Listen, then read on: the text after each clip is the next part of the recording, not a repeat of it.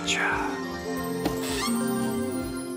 Hello everyone, and welcome back to another news update from Monster Hunter World Iceborne. It's March 9th, and the beautiful spring weather has returned. I got to go on a wonderful walk on Sunday. Saturday was alright as well. I hope you guys are enjoying the weather. Maybe where you live the weather is always nice. Where I live the weather is not always nice.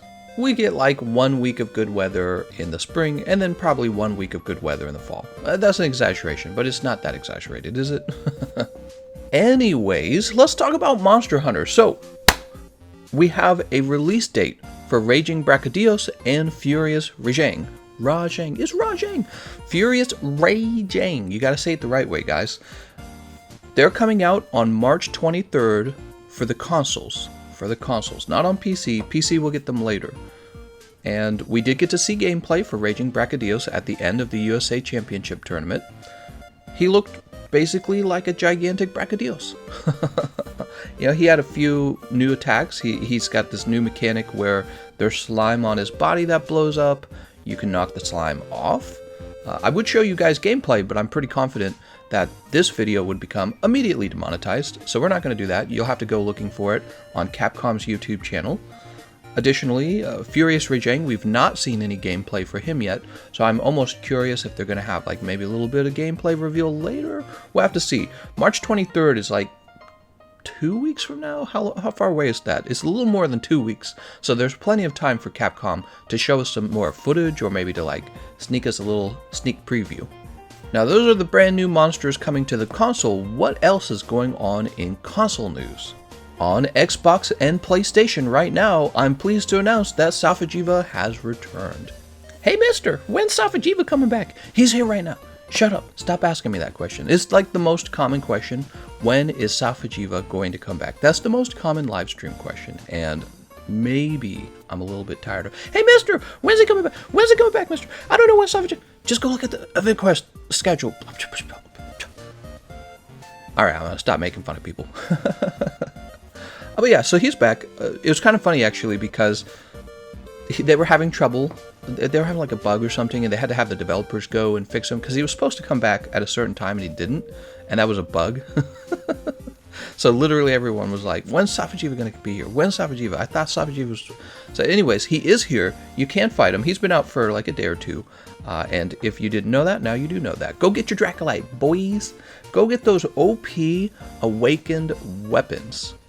Some other interesting news for the console is that we have not one, but 2 new event quests for obtaining face stones. You have the event quest versus Nargacuga and Tigrex. That gives you, ancient face stones. The ancient face stones are kind of like the weaker, lower level face stones. And then you also have the Tempered Zenogre quest that gives you carved face stones. And those are like the middle, those are like the better ones. They're not the sealed face stones. I noted this. If you're looking for, let's say you're looking for like Mighty Bow. A lot of people are still looking for that. If you can play the names Lavasiath, I would probably do that. It's not available right now, I'm pretty sure. But if you could play the names Lavasiath, I would focus on that for Mighty Bow. However, if you couldn't play the names Lavasiath, then I would do the Tigrex Nargacuga quest. Hold on, let me get the name for that. The Tigrex Nargacuga quest is called When the Swift Meets the Roar. The reason why you would probably consider this for the Mighty Bow decoration is because the Ancient Face Stone gives you lower level decorations, including a better chance at maybe like the medium decorations. Do you understand? So I would go after that if you're going for Mighty Bow. Otherwise, you could just do, I suppose you could do high rank Tempered quest. That would probably be another strategy. There's a lot of interesting medium decorations that really change certain builds. There's like magazine capacity, which affects charge blades, it affects gun lances. There's Mighty Bow, which is basically essential for bow builds. And then there's also like guard up, maybe mind's eye ballistic. So there's a lot of medium decorations that are super valuable. And the funny thing is, with the new gigantic decorations, you know, level 4 decorations, it's funny that the loot pool for decorations became larger, so it actually became probably harder to obtain those valuable medium decorations like Mighty Bow. Alright, so I mentioned the 2 quests that are giving out face stones. Did I also mention you can fight Tempered Nergigante as an event quest, and he is giving out Great Spirit Vein gems. It's terrific. He's in a small little arena. You don't need friends to fight him. You can get in there very fast. You can beat the crap out of him. There's a little ledge. There's hills in there. And then you can easily pick up your Great Spirit Vein gems in the loot table later without having to pick up a million shinies off the floor like you used to have to do in the Grinding Lands. So he's new on the consoles. None of these quests are available on the PC yet. They will probably eventually be available on the PC, but they're great because they give you a way to farm up materials that you've needed in a faster, more efficient way, I'd say. And that's going to be the news for the consoles. What about the PC? The PC. Well, I was talking about this earlier, the release of Safi on PC, and I might have mistakenly said, I think I said this, I can't remember, but I might have said that Safi is coming out on the 12th on the PC. I think that information is outdated now. I think what's really going on is you guys are getting Stygian Zinogre and the Recon Quest on the 12th. Correct me if I'm wrong on this, but I'm pretty sure that's what I've read now. You're getting Stygian Zinogre, the Recon Quest for Safi, and then on the 19th, I've heard it's the 20th, but the event schedule says the 19th. On the 19th, you guys actually get Safi, the real Safi, like where you can get the Dracolite, you can get the weapons. So you guys got more waiting to do, basically. You'll be getting him, I guess, on the 19th, and then console players get Raging Brachydios and Furious Raging on the 23rd, 4 days later. So we're all going to be having some fun at the end of March, probably roughly 2 weeks from now, when I'll probably end up doing another news video just like this one. So yeah, you guys got a little bit of waiting to do. Oh, what do we do while we're waiting for Safi? Nothing. Safi weapons are basically going to make most of your old weapons obsolete. So grinding real hard for those weapons is not going to be like super important. If I were you, I would try to reach Master Rank 100, gain access to Nergigante and all that. I mean, you still do that, so you just get the grind going on. Other than that, I mean, get your armor unlocked, I guess. Get that Teostra armor set. The Teostra armor set is legit. Everyone still uses it. It gives you Master's Touch. It is OP. So you will want that Teostra armor set. So if you haven't done that and you haven't reached Master Rank 100, I would probably focus my time on that and get your Mighty Bojel, okay? You guys, of course, are enjoying the Joy Festival on the PC, right? So if you're listening to this and you haven't logged in on PC in a little while, they have a festival going on right now, which means all the previous quests are available, but also a lot of new interesting ones are available. One that gives you like a pickaxe on the longsword. You've got the scarf, which is really cool, and we need a layered armor of it. We need it. The buff body, which also deserves a layered armor, is available. So there's some stuff to go gather up. I think the Duffel Penguin helmet is another, but it's kind of a goofball helmet. It's never going to replace the Wiggler. You guys should have the... What are some other ones? There was should be the Charge Blade that won the weapon contest. Remember that? So that should be available. And that would also mean that the Ignition Impact Greysword upgrades available, but that's not going to be meta for you guys, so it doesn't really matter too much. Oh, but also the Wiggler Palico armor should be available, and that's pretty cute, so go pick up that as well. So that's going to conclude all of the ongoing news for the console and PC regarding what you can actually do in Monster Hunter. What about other news? First of all, I want to tout something of my own. My weapon popularity video for March is out. Go watch it. It talks about how the weapons have changed, what we expect them to do. So that video's out. I do that every 2 months. Besides that, I thought we'd do a little bit of real world news, some gaming news particularly. Of course, we have the stock market in free fall right now, and the coronavirus is out. Everyone's getting coronavirus. Not everyone, but coronavirus is spreading around. Let's talk about gaming news. On CCN, we have another article by William Worrell, and he asks, could the gaming industry be spiraling into another market crash? Okay, so he's speculating that an actual recession in the stock market and fears of a coronavirus pandemic will cause the gaming market to crash really hard. It's fun to speculate about it, I'd say. I mean, I read the article, and he doesn't really provide a whole lot of details on why the market would crash. Basically, he just points out that the stocks are down for some major gaming companies, but the truth is stocks are down for a lot of companies right now. And, I love talking about the stock market. I love talking about economics. I can kind of explain. Some of it's going to be people panic selling. Some of it's going to be speculation, right? So people are panic selling. They don't want to be in the market when it crashes. You know what I mean? They're like, nope, get my money out. I'm scared. And then you get other people. These are people who are going, you know what? I think I can sell my stock right now and buy back in at a lower point in the market. So you get a lot of that going on, and that actually drives the market down. But what you really have to look at is Are people actually going to be spending money on product? That's a much better indicator of how the stock market's performing. So think about the gaming industry for a minute. Do you really think that people are going to stop buying games because of the coronavirus? And the answer to that is probably the other way around. People are going to be self-quarantining, if they're feeling ill. There's going to be people who are like, nope, I'm going to stay at home until this whole thing, kind of flies over. And what's that going to do? People are actually going to spend more time playing video games. Maybe they'll pick up a brand new game. So I think, certain industries, when there's a recession, certain industries generally do better than others. And if this particular recession and crash is being caused by fear over the coronavirus, I think that the gaming companies are actually going to be okay. And again, that's because you're going to be at home sitting on your couch going, let's play a game. So I do not think that the gaming industry is going to see a terrible crash like in 1983, like he speculates in his article. But again, I guess it's clickbaity enough to say that. It's about to all end, guys. It's the end. No, I don't think we're even close to that. Not even close. If anything, after the coronavirus has had maybe time for people to adjust to it and realize it's very similar to the cold, but maybe a little more aggressive, maybe a vaccine will be made. And at that point, people probably won't be panicking as much over the coronavirus, and you will probably see markets return. I think that there would be a recession, and it will probably be much briefer than the one we had in 2008. I really think so. 2008 there were some pretty serious underlying problems in 2008 that needed time for adjusting, and this does not look like that. It really does not. I was there for the 2008 recession. I was 18 years old when it happened.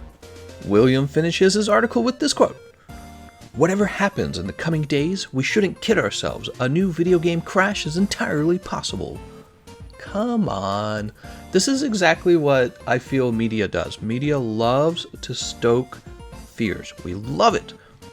I mean, think about it.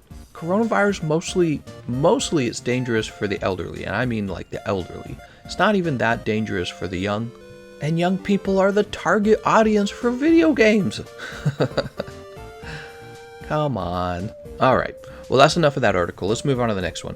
Article number 2 from Lifehacker: Is Your Teen Addicted to Gaming? Written by Megan Walbert. Wow, what an important subject.